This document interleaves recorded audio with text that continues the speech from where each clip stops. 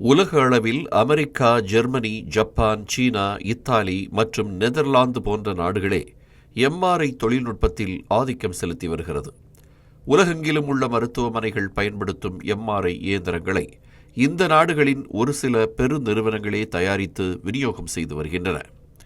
இந்தியாவில் உள்ள அனைத்து மருத்துவமனைகளில் இருக்கும் ஒவ்வொரு எம்ஆர்ஐ ஸ்கேனரும் இறக்குமதி செய்யப்பட்டதாகும்.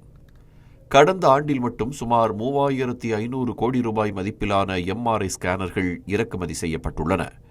இந்தியாவில் தற்போது சுமார் 5000 எம்ஆர்ஐ இயந்திரங்கள் மட்டுமே உள்ளன. சராசரியாக ஒரு எம்ஆர்ஐ ஸ்கேன் செய்ய கிட்டத்தட்ட 10,000 ரூபாய் செலவாகும் நிலையில் இந்தியா போன்ற வளரும் நாடுகளில் பெரும்பாலான குடும்பங்களுக்கு கட்டுப்படியாகாத ஒரு மருத்துவ செலவாகவே இது இருக்கிறது.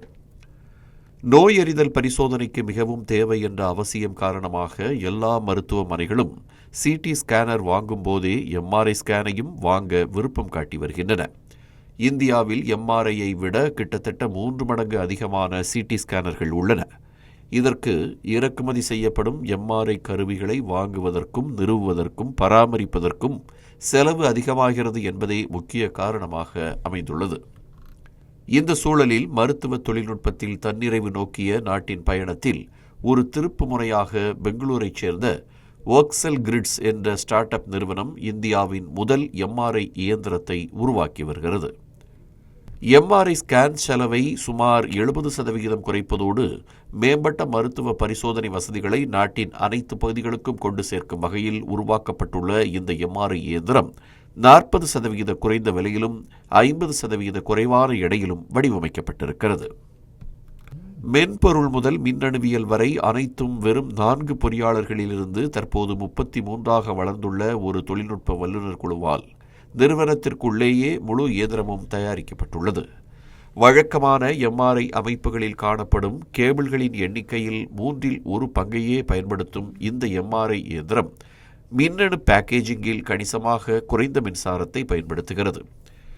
மிக முக்கியமாக உலகின் மிகவும் விலையுயர்ந்த புதுப்பிக்க முடியாத வாயுக்களில் ஒன்றான ஹீலியத்திற்கு பதிலாக நைட்ரஜனை பயன்படுத்தும் வசதி இதில் இருக்கிறது.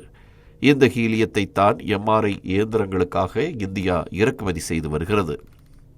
ஸ்டார்ட் அப் நிறுவனமும் ஒரு கட்டத்தில் பணத்தட்டுப்பாட்டை எதிர்கொள்ளும் என்பதற்கு ஏற்ப ஒர்க்செல் கிரிட்ஸ் நிறுவனத்திற்கும் முதலீட்டு தேவை ஏற்பட்டதாக அதன் நிறுவனர் அர்ஜுன் அருணாச்சலம் தெரிவித்துள்ளார். புதுமையான தொழில்நுட்பங்களை கொண்டு வரும் சிறிய உற்பத்தியாளர்களை விழுங்கி தங்கள் ஆதிக்கத்தை தக்க வைத்துக் கொள்ளும் பல பன்னாட்டு நிறுவனங்கள் ஒர்க்செல் கிரிட்டையும் அணுகி கோவிட் பெருந்தொற்று காலத்தில் சலுகையை முன்வைத்ததாக கூறியுள்ளார். ஒரு பன்னாட்டு நிறுவனத்துடன் கூட்டு சேர்வது தான் உருவாக்க முயன்ற அந்த புதுமையான தொழில்நுட்பத்தையே இழக்க நேரிடும் என்பதால் அந்த சலுகையை ஏற்றுக்கொள்ளாமல் நிராகரித்துள்ளதாக அர்ஜுன் அருணாச்சலம் தெரிவித்திருக்கிறார். மேலும் ரத்தன் டாடா தலைமையிலான டாடா ட்ரஸ்ட்ஸ் மற்றும் ஜோஹோ நிறுவனர் ஸ்ரீதர் வேம்பு ஆகியோரின் நிதி உதவியே இந்தியாவின் முதல் உள்நாட்டு எம்ஆர்ஐ ஸ்கேனரை உருவாக்கும் வரை தனது ஸ்டார்ட் அப் நிறுவனத்தை நிலைத்திருக்கச் செய்ததாக அருணாச்சலம் தெரிவித்திருக்கிறார்.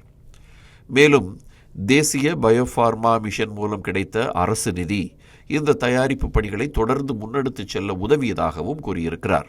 ஒர்க்செல் கிரிட்ஸ் நிறுவனம் தற்போது தனது பெங்களூரு ஆலையில் ஆண்டுக்கு 20 முதல் 25 எம்ஆர்ஐ ஸ்கேனர்களை உற்பத்தி செய்யும் திறனை கொண்டிருக்கிறது.